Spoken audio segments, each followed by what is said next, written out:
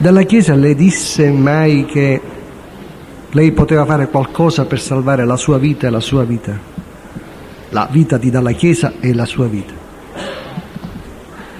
Voleva, dunque, questo me l'ha detto nella caserma dei Carabinieri di Cuneo. Cosa le disse? Anche qui un fatto, lui voleva una relazione scritta da me riguardante il senatore Andreotti, che io ero venuto a conoscenza dentro al carcere. Io non l'ho voluto fare. Che i detenuti parlavano del senatore Andreotti. Anche se lei non era venuto a conoscenza? Sì. Cioè inventare? Lui non me l'ha detto inventare, lui ha detto delle cose che sai tu, dico ma io non lo so. Perché lui era convinto che lei sapesse qualche cosa? Lui era convintissimo, ma dico, mi voleva fare, dico, ma insomma non l'ho fatta e anche qui si è arrabbiata, tant'è che pochi giorni dopo è rimasto molto arrabbiato. E che cosa le disse in quello? Lui mi dice, lo vuoi capire se gente come me, te e altri come noi ci vogliamo salvare, dobbiamo agire nell'illegalità, ci vogliamo salvare, che vuol dire? Dobbiamo salvare, e questo mi disse. Salvare la vita, salvare la professione, salvare sì, che? La vita, la professione, sì. Cosa disse lui esattamente? Mi disse, se ci vogliamo salvare, gente come me, te e altri come noi, cosa doveva fare? E doveva fare quella relazione che riguardava Andreotti. Che riguardava il senatore Andreotti. Ho capito. Volevo, perché una volta mi ha minacciato anche di arrestarmi il generale della Chiesa, questo lo voglio far presente, perché era il momento, ecco, di Peci, che queste morti nelle strade, quello lì ritornava indietro, momento, ripeto? Di Peci, non prendevano decisioni, niente, a Roma, a destra, a sinistra, ma non prendevano decisioni. Mi ricordo una sera nella casa, nell'ufficio del senatore Mazzola, è stato chiamato Andreotti, Cossiga, che era mi sembra presidente del Consiglio, non mi ricordo, il Ministero dell'Interno, c'era anche il dottor Condestabile, per vedere cosa si doveva fare, che non si prendevano iniziative perché il sito voleva fare in una maniera, della Chiesa in un'altra, e via dicendo. Un giorno io in ufficio disse, ma sì, sto Peci adesso lo fanno dire tutto qui, ci sono morte nelle strade. Dico, poi procuriamo, ma io lo dissi così, non è, gli procuriamo un'evasione e l'ammazziamo. Ma io una cosa che ho detto così dentro l'ufficio. Sta di fatto che sono andato a riferirle al generale della Chiesa. Viene, mi sembra che era presente il dottor Condestabile, anzi sì, nell'ufficio del dottor Condestabile, e mi disse, se capita qualcosa a Peci io ti mando a finire in galera, a me. E ti perché cosa ho fatto? Così. Ma brutto, eh? E poi quando parlo con il generale, alzati che io ero seduto. E se il generale, ma che ce l'ha con me oggi? Dico, guarda che... Storia in cui lo voleva arrestare. Perché mi voleva arrestare, dico, ma a parte che lei non mi può arrestare perché lei non è un ufficiale, ma poi io ho un reato ho commesso a far parlare a lei con Peci, che non ci poteva parlare, allora tutto lì. Senta, lei ha conosciuto Francis Turatello? Io sì, non a Cuneo. Turatello è partito pochi giorni prima che io arrivassi a Cuneo.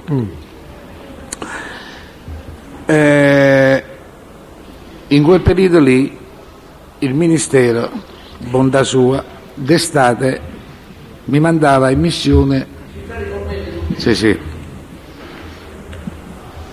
mi mandava in missione a Pianosa, più che missione per farmi fare un po' di ferie con la famiglia. Andavo a fare servizi lì, non è che lì avevo la sicurezza sull'isola. E lì incontrai Turatello, che non conoscevo, Ah, dice, ecco il famoso maresciallo in candela, mi disse. Lei viene da Cuneo, cioè io sono stato mandato via da Cuneo per certe scritte riguardanti il caso Moro e Andreotti, e lei ne ha conoscenza. Di che cosa ha conoscenza? Lei ne ha conoscenza. Il giorno dopo lo misi in partenza per Nuoro, dove poi l'ammazzarono.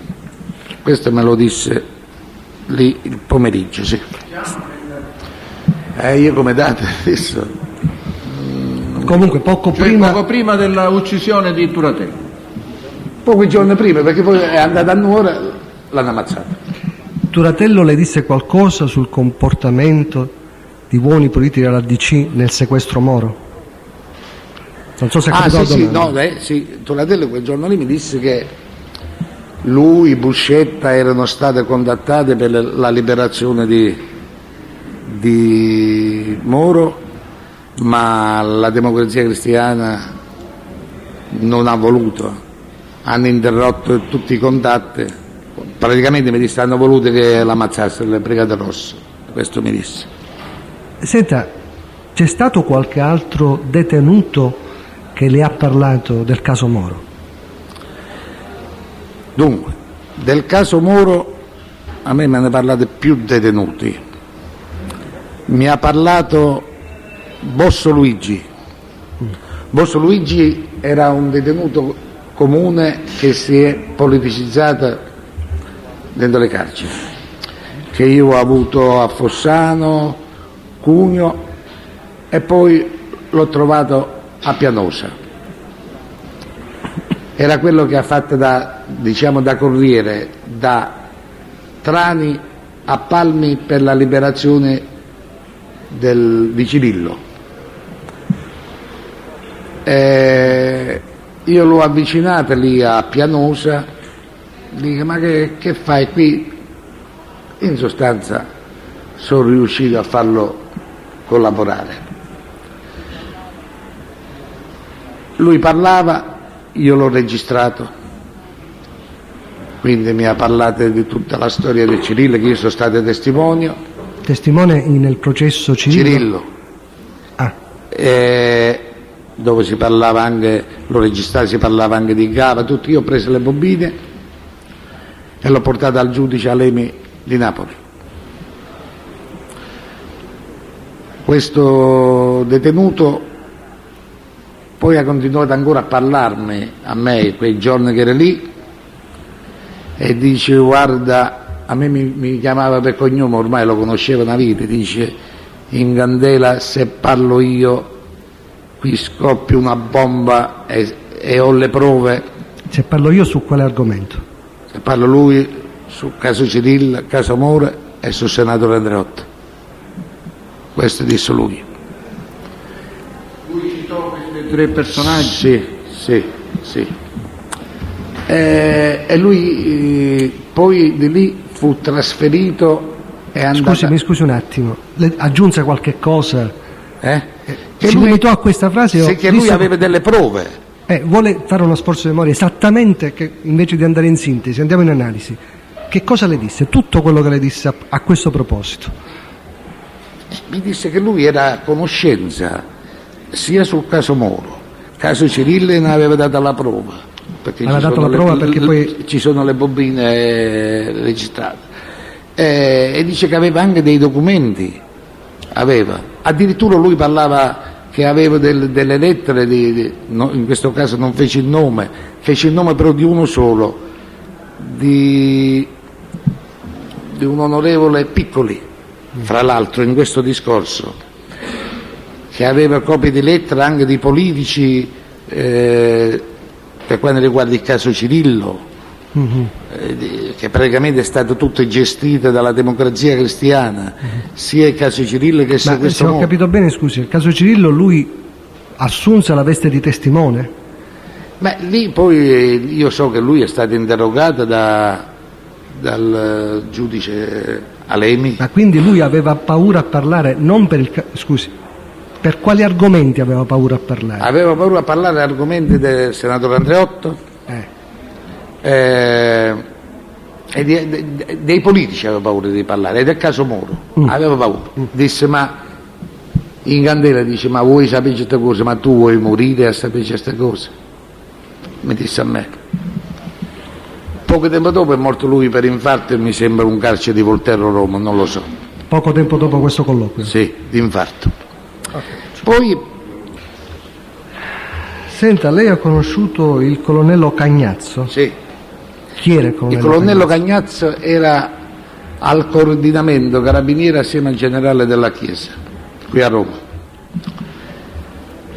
Era un ufficiale che il generale della Chiesa si fidava molto e veniva spessissimo da me a prendere documenti. Ecco, lui sapeva che io mettevo registratore dentro al carcere e via dicendo. E anche lui è venuto diverse volte a prendere documenti, io ho dato anche bobine, e mi chiedeva, si vede che glielo diceva il generale della Chiesa, del senatore Andreotti, ci sono detenuti che dicono, documenti e via dicendo. L'ultima volta che venne e che l'ho visto, mi dice: vedo un po' di queste bobine, fallo funzionare un po' di più. Dice: io vado alla Sinara, che devo prendere dei documenti importanti riguardando Moro e il senatore Andreotti. Dice: poi la settimana intanto vengo da te. Io avevo tutti i numeri telefonici di questo colonnello, che ce l'ho ancora qui segnata, anche di casa. Eravamo diventati amici. Dopo 2 giorni telefono al coordinamento qui a Roma e mi dice: hai visto cosa è successo? Che è successo? Dice: è caduto l'aereo, un incidente dove viaggiava il colonnello Cagnazzo, è morto. E a me subito mi sono ricordati di questi documenti che lui disse che andava a prendere. Allora mi è rimasto impresso. Venne il maresciallo Gasparella e disse: ma dice, ha visto cosa è successo? E dice: ma non aveva documenti, non avete trovato dei documenti che portava il colonnello quando è successo? Dice: ma che documenti? Dice: figuriamoci, l'hanno messo dentro un sacchetto della spazzatura, era tutto bruciato. La storia dei documenti mi è rimasta. Ora la dinamica dell'incidente io non so come è avvenuto. Ho capito. Lei ha conosciuto Tommaso Buscetta? Sì. Come l'ha conosciuto? A Cuneo. Era detenuto a Cuneo? Era detenuto a Cuneo e lui era in cella assieme a Mingiardi. Ecco, prima ho detto che il carcere è a sistema cubicolare, però Buscetta, quando io sono arrivato a Cuneo, Mingiardi e fino a pochi giorni prima Turatello stavano assieme tutte e 3, cioè gli era stata data questa possibilità.